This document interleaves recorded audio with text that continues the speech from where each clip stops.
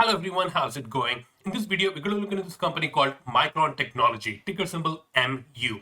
We'll be looking into the bull case scenario as well as the bear case scenario. There are some interesting facts around this company. Number one, let's get into the super investors. This is Data Roma and it gives a breakdown of all these value investors and super investors out there who are invested in these companies. So under Micron Technology, it gives a breakdown of about 11 super investors who have shown this Micron Technology in their 13F filings. It's one of the most popular stock out in the value investors club. Now let's look into this one. This is Li Lu. Li Lu is someone who holds a very high reputation, especially from Charlie Munger's point of view. And he had Micron well before. Data Roma doesn't show this, but it looks like he recently added back in Q3 of 2020. Next, you have Monish Pabrai himself, who is very much trying to clone the track record of Warren Buffett himself, and he's very close to it. Now, he had Micron Technology as well from Q1 2020. You can see he has been buying it ever since from 2018 onwards. Q4 2018, he bought Micron Technology. And then later on, he added in 2019. And again, he added in Q3 of 2019, added some more in Q4 of 2019. So he has been adding and then a little bit of reduction back in Q1 of 2020. Then again, some bought in 2020 Q2. And then he reduced some share back in Q1 2021. But yeah, he's a person, if he doesn't like it, he'll go out and delete everything out of his. But a small reduction shows that he's probably raising cash to buy some other companies like here. Now let's look into Seth Klarman. So Warren Buffett had given 3 names, and he said if he were to invest his money into someone, there will be 3 names that he gave. One was Li Lu, then you had Greg Alexander, and then third was Seth Klarman. His stock portfolio looks more of a Noah's Ark. He has a lot of stocks in them, but you can see the most important thing is very recently, of all the super investors, he's one of those who very recently added Micron Technology. Because if you look into the chart for Micron Technology, Micron recently had a very huge run up. So if you look at the year-to-date chart or even 1-year chart, you can see that it recently had a very huge run up. And that's when Seth Klarman bought. So he's still believing in that company. Whereas, Monish Pabrai or Li Lu and the other guys, they bought it well before this run up happened. But Seth Klarman, on the other hand, he bought it very recently. So you can see 32% increase in his Micron Technology portfolio. Then you have Guy's Spear. He bought it back in Q4 of 2020. He bought a few more. He has been buying it ever since as well, along with Monish Pabrai. But at the same time, he last bought it back in Q4 of 2020. Then you have Bill Rowan from Sequoia Fund. So Sequoia is basically this is a very interesting story. Back in 1969, Warren Buffett had stopped his partnership, and he had given the investors 2 offers. He gave them you either have the option of buying or taking the shares of the company that they held, like Berkshire Hathaway and blue chip stamps that he held back then, or he could give the cash. And the people who collected cash, he gave them or he referred another fund, and that was Bill Rowan's Sequoia Fund. So the people who left Warren Buffett back in 1969, they became part of Sequoia Fund, and he holds a referral from Warren Buffett himself. Bill Rowan and Warren Buffett has a very long history. They met in the Benjamin Graham's class, and that's where they started. And ever since, they kept tabs on themselves and had a very huge. He has a very nice track record himself. So he also bought Micron Technology back very recently in Q2 of 2021. So among all these super investors, you can see Seth Klarman and Bill Rowan himself, the Sequoia Fund, buying Micron Technology very recently. Now let's look into this thing. This is Li Lu's insight. And recently on one of his fireside chats, Li Lu gave a very interesting perspective on Micron Technology. So he gave, if you go into the past and try to see the different ages, so you had, that happened in the life of humankind. Number one was the agriculture age. The moment agriculture was invented and people started farming, that had a huge boost for the human mankind. Then came the Industrial Revolution. Now is the age of information, which is run by data. And this all happened because of the discovery of semiconductors.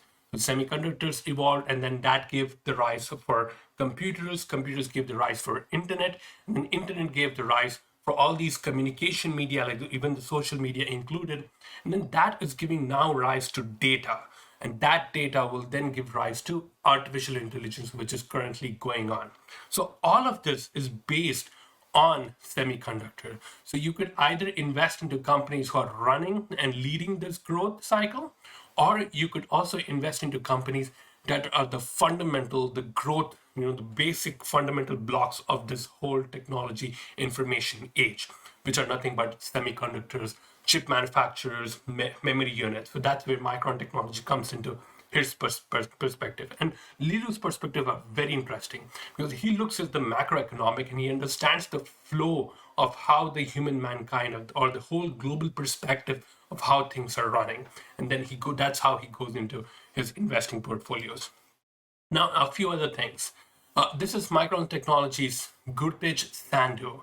He holds 1,335 US patents, and Micron Technology was his first job once he graduated. And he has been there ever since. And this gentleman holds patents more than Thomas Alva Edison, the person who invented the electric bulb. So this guy technically holds more patents than that. But again, now coming down to Micron Technology's patents themselves. Micron Technology has 40,000 patents. So over the 40 years of their business, it's a very old company. They hold about 40,000 patents. So they have huge intellectual property, which is guarded. So there's a very huge moat. And the companies like these have a huge moat because the cost of entering, the cost of setting up all these fabrication facilities are very high. So, and on top of that, you have companies like these who have huge, intellectual properties which are being saved or protected by these patents. Now, let's look into this thing. This is a chart going back from 2012 to 2018, and I found this on the Value Investors Club. So this is interesting. The gray color is what is Micron Technology. So you can see ever since 2013, Micron Technology had a very small share. Samsung has the highest. Then you have SK Hynix. Then you have this company called Elpida, which was in the past ruling this. So the third largest company, Elpida. Then Micron Technology purchased Elpida back in 2013. Mid 2013 is when Micron Technology purchased Elpida and it took over the whole market share.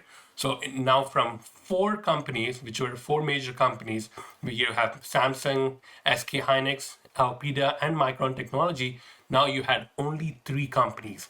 So it's nothing but an oligopoly. So very few competitors in this field who are making memory units for semiconductors. Then you look into this thing. This is the the analysts are giving the ratings for the Micron Technology, recently downgraded by Morgan Stanley in some insights from overweight to equal weight. They still giving a price target of 75, which is currently holding it. But you have other analysts who are giving a buy rating, giving out the ratings. But again, all these analyst ratings don't mean much. Vinod Khosla had mentioned if you look into all these analyst ratings over the past few years, it's nothing but throwing a dot in the blind. So these can be anywhere. Now, this is an article showing about the balance sheet for Micron Technology.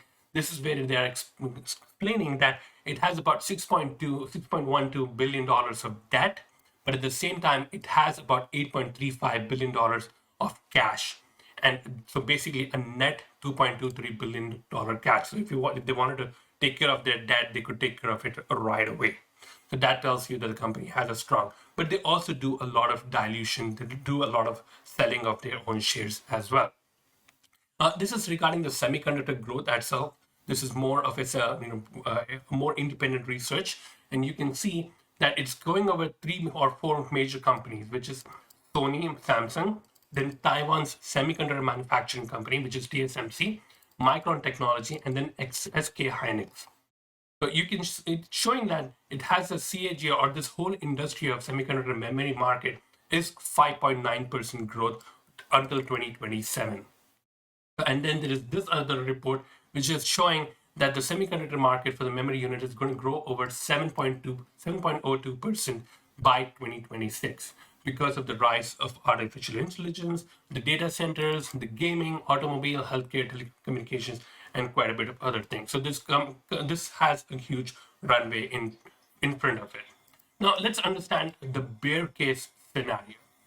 Number one, this is group focus. This is just giving out the explanation of insider trading.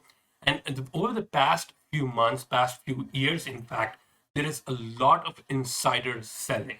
Now, Monish Babrai mentions that people sell for a lot of reasons. It could be a variety of reasons, but if they're buying only because they feel that the value is very less. But you don't see a lot of buying going around here.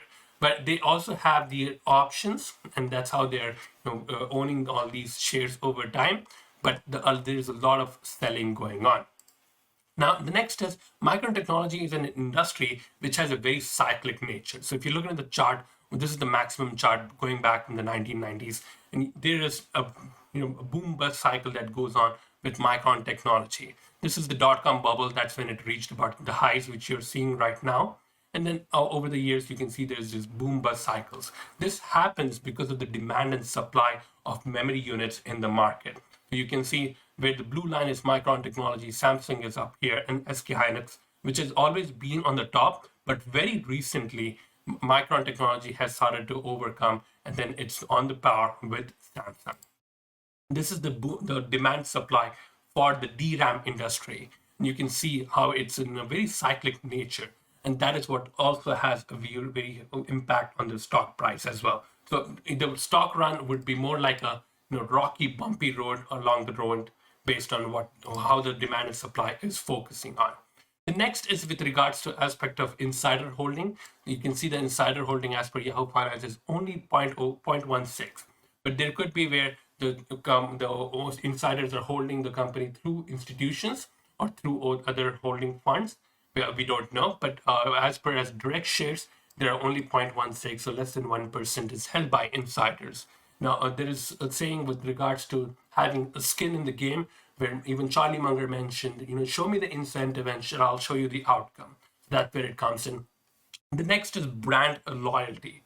So because of the technology, the brand or the type of company Micron Technology is running, there is no brand loyalty. You wouldn't know if someone decided later on to not use Micron Technology, but versus go on with another company, ABC or Samsung or whatever the other competitors are out there. And if you changed the manufacturer into some other company, the end consumer would not even know. So there's no brand loyalty regarding Micron Technology. Next is this particular. So this is the huge headwind coming from China. So the president from China, he had announced the Made in China 2025 campaign, and the semiconductor industry is a major focus of that campaign, where they want to bring in all the semiconductor manufacturing in-house in China, and they don't want to depend on companies like Micron Technology. Semiconductor industry is one of the biggest import industry for China, and they want to cut down that and have all these semiconductor manufacturing within China. There has been these lawsuits that has going on between JHICC and UMC. UMC is part of Taiwan, and then you have this JHICC, which is part of China. They have Micron Technology has sued both of them, stating that Micron Technology, the one of the IPs regarding DRAMs was given out or was stolen by these companies. And there have been these indictments coming from the U.S. government where the DRAM manufacturer GICC, they banned exports to the firm. And then you had this chip maker Micron Technology confirmed a probe by Chinese regulators. So the Chinese regulators had come down and raided Micron Technology's Chinese offices. You also have this ruling on July 3rd, 2018. One of the courts in China had banned Micron Technology to stop manufacturing and selling some products in China. So there is this lawsuits going on, and there have been these fights going on with China. So this is one of those headwinds that will come out from China for Micron Technology. But in turn, how much does it affect Micron is a different aspect altogether. So yeah, found these points interesting. Just want to share this with you. This is not financial advice. Do your own research before you do anything with the company. With that, take care, stay safe, bye bye.